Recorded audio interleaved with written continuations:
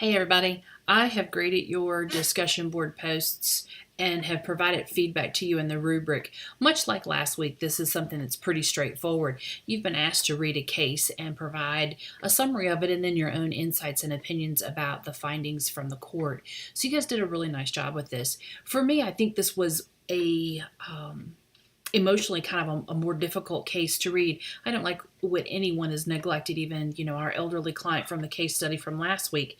But it is, for me, all the more disheartening to see a young child who is not capable of defending or communicating what their needs are to be harmed. One of your classmates did a really nice job putting this in the context of our Christian worldview. Camille, who is your classmate, wrote, "The children are both the future and the fruit of the earth." We are reminded in Psalms chapter 127, verse 3, "Behold, children are gifts of the Lord, and the fruit of the womb is a reward." It is truly disheartening to know that there are millions of children like Fran who go unheard and their stories aren't recognized until it's much too late. In the honor of God, we must do better. We must intervene before child abuse and neglect becomes terminal. We must be cognizant that a bigger issue exists and we need to induce change in order to promise a better future for our youth. I think Camille does a really nice job of reminding us that we really are, as healthcare providers, as nurses and healthcare professionals, we are at our very foundation advocates for the outcome of care and well-being of the children in our community.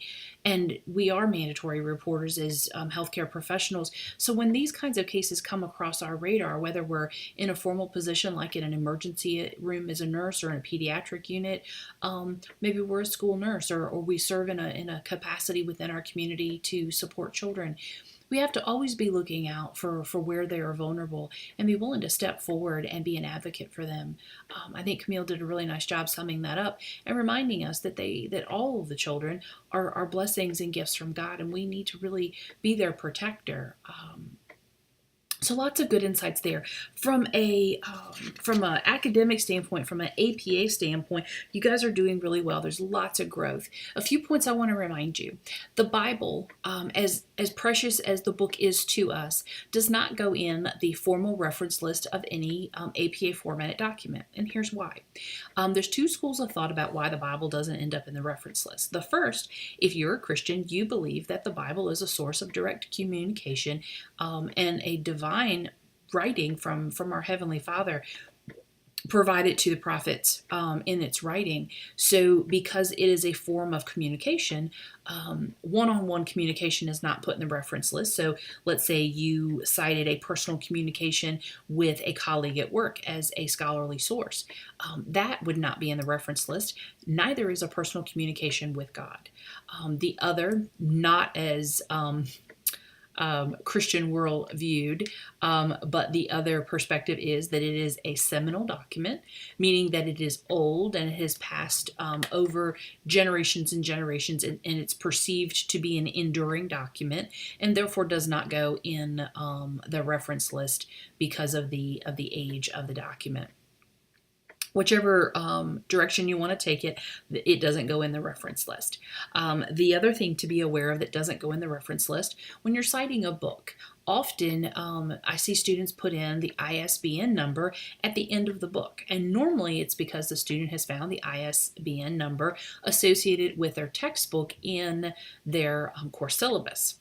Know that the reason that you will find faculty put that with an APA formatted book title is not because it's part of APA, but because we are required by law to give you the appropriate ISBN number so that you can track the correct version of your book through databases and find your textbook outside of university bookstores. So that's a requirement by law that we have to put in that ISBN number so that you can shop for the best deals and make sure that you're getting the correct version, because there's so many versions. Textbooks can have 6, 7, 8, 9, 10 iterations. So the ISBN number is the unique identifier. It is provided to you from faculty because it's law, not because it's APA. So know that if you see that and you think, oh, well, I'll copy it from my syllabus, and that's perfectly okay, but just back out and delete that ISBN number so that you don't accidentally put that in there. The other thing I want to remind you, and this is especially important as you get ready to start writing your paper on your policy for next week, when you're writing in at a graduate level, you should be avoiding direct quotes as much as possible. You should be reading what authors are writing in scholarly sources and being able to synthesize what those authors are saying by putting it in your own words and giving it context in the body of your paper. And that's where you use the in-text citations using APA formatting. That allows you to avoid plagiarism, but also allows you to avoid direct quotes. Now, every once in a while, there is something that is so perfectly written by an author that there's no better way to paraphrase it, and you want to use a direct quote. That's okay. But that's a zebra, not a horse. It should be a rarity, not something that occurs throughout a paper. And it also needs to be a unique idea that could not be paraphrased appropriately in the body of your work. Instead of doing direct quotes, you want to use your own words to synthesize what you've read, and then explain why you've included the concepts that author has showed you in the body of that in the body of your paper. Know that if you do for some reason have a direct quote and it is 40 words or more, that's put in a block quote format, and that's a different animal. So make sure you're looking at your APA book to follow the footprint for a block quote. But again, I want to remind you, direct quotes and block quotes are outliers. They are very rare. You should not be using those in the vast majority of your paper. Okay. I think that's all from my APA. Let's talk about next week. Next week, you have been assigned your health policy issues paper, and this has you have a brief discussion about issues related to a legislative bill. You're going to follow the assignment instructions that are provided to you in Blackboard, and I'm not going to read them all to you because you are highly intelligent students, so you can read that. What I want to tell you is that as you begin to write this, my encouragement is that you do an outline of your key concepts and then develop it from there. You are required to use level headings as a graduate level writer, and one that is using APA. I want to remind you that APA level headings are concise and meaningful.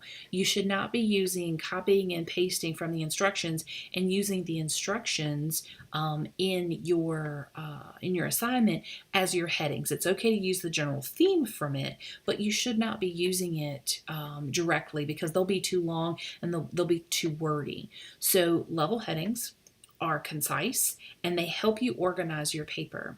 Level 1 and level 2 headings in this paper are a minimum required. Level 3 may also be used depending on how granular your data gets or writing gets, or how you've organized your paper.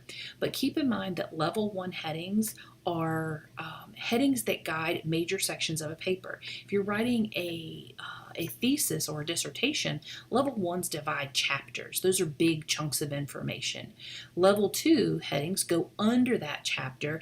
Think about those as the beginning of subsections within a chapter. Okay, I think it's okay because you have you have 5 sections in this paper, big chunks of sections. I would treat those like chapters and use level 1 headings for each 5 of those sections, and then use level 2 and level 3 headings in the body of your paper to help further organize your writing. Headings are designed to help you organize your writing and guide your reader. The mistake to not use these will not serve you well because you are likely to not be as organized in your writing, and it also makes it harder for your reader to be guided and understand exactly what you feel like you've included in the section. And that can be important if there's writing clarity issues. Sometimes you think you've written about something and your reader is not always clear about what you intended. So those level headings help organize and preface, hey, this is what I think I've included in this section. Let's talk a few minutes about the scholarly sources. This assignment has you required to have 10 to 15 references. And these references need to be scholarly sources. They need to be peer-reviewed sources. You need to make sure that you're using appropriate formatting for articles and for websites as you build your reference list.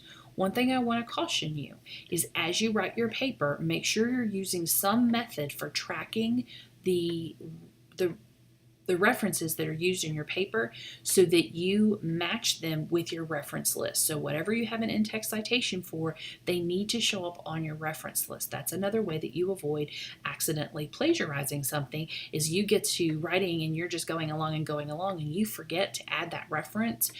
That can be unintended plagiarism, but plagiarism nonetheless.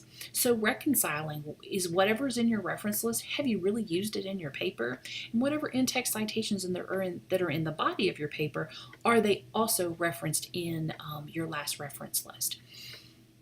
Be very, very thoughtful. I can assure you that this paper is it's one of the bigger papers you've got to write for this course. And it's also the one that people get tangled up because they don't properly reference and cite their work.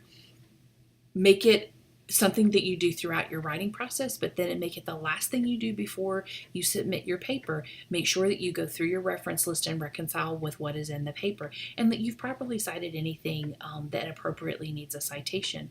When we think about graduate level writing, we often want to see a citation within each paragraph. I think at this level that's probably a little much, but there should be a couple of citations if you are writing well-supported scholarly work. A couple of citations on each page would be appropriate. If you're writing what you think about something and what you saw about something or what you experienced about something and it's exclusively your perspective, then that's not a scholarly, well-developed paper. And so if you realize that you've been writing for a couple of pages and you've not used a reference, you need to go back and say, okay, did I not use a reference because maybe I forgot to add it and it really does need to be there? Or have I written for pages without really developing scholarly effort and really including the integration of scholarly sources? Okay, this is not a reflection paper in its majority. There's a few pieces of it, but the vast majority of this needs to be research based and needs to be supported by scholarly sources. Folks, be thoughtful about this. I know, right now that many of you are just kind of getting your sea legs in being back in writing, being back in school and being expected to write at a graduate level. And I appreciate that. But remember that this is skill development. So as you work through that process in this course, the more effort you put into it, the more opportunity you have for feedback, the more you're going to grow and be prepared for your next writing exercise in this course and then for other courses as you move through your program. So just be attentive to that. I hope that you guys are well. I've enjoyed these past 2 weeks of just being able to enjoy your insights and thoughts about these case studies. I'm looking forward to reading your work about your health policy and legislative bill this week. Know that I'm here. If you have questions or concerns, please use the Ask the Professor link for those types of things, and then email me directly with anything personal about your own experience or your grades. I hope things are going well. Please touch base.